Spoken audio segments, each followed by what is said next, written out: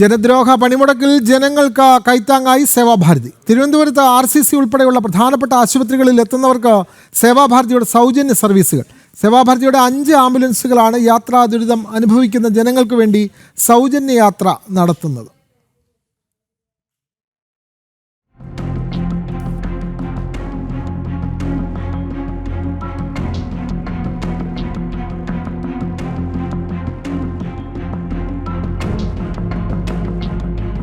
തിരുവനന്തപുരം ജില്ലയിലെ സേവാഭാരതി യൂണിറ്റിലെ 5ലധികം ആംബുലൻസുകളാണ് പണിമുടക്കിൽ യാത്രാക്ലേശം അനുഭവിക്കുന്ന ജനങ്ങൾക്ക് സൗജന്യ യാത്ര ഒരുക്കിയത്.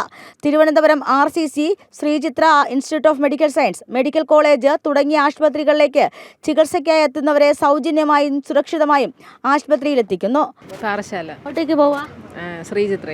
ചികിത്സ തേടിയെത്തുന്ന രോഗികൾക്ക് പുറമെ മറ്റു യാത്രക്കാർക്കും സേവാഭാരതി ഒരു ആശ്വാസ മാർഗമായി. ഞാൻ RCC സ്റ്റാഫാണ്.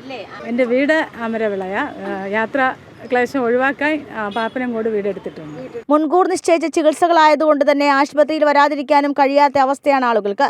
തമ്പാനൂർ ബസ് സ്റ്റാൻഡിൽ അടക്കമുള്ള ആളുകൾ ഇന്ന് യാത്രാ ബുദ്ധിമുട്ട് നേരിടുന്ന സമയത്താണ് സേവാഭാരതിയുടെ തിരുവനന്തപുരം ജില്ല കേന്ദ്രീകരിച്ചുള്ള മുഴുവൻ ആംബുലൻസ് സർവീസും ഇന്ന് മുഴുവൻ ദിവസവും തിരുവനന്തപുരം RCCയിലും മറ്റ് പ്രധാനപ്പെട്ട ആതുര സേവനാലയങ്ങളിലും സൗജന്യമായി സർവീസ് ലഭ്യമാക്കുക എന്ന ലക്ഷ്യത്തോടുകൂടി പ്രവർത്തിക്കുന്നത്. തിരുവനന്തപുരം റെയിൽവേ സ്റ്റേഷൻ, ബസ് സ്റ്റേഷനുകളിൽ എത്തുന്നവർക്ക് എന്തെങ്കിലും യാത്രാ ദുരിതം അനുഭവിക്കുകയാണെങ്കിൽ സേവാഭാരതിയുടെ 70 34 34 71 08 എന്ന നമ്പറിൽ ബന്ധപ്പെടാം.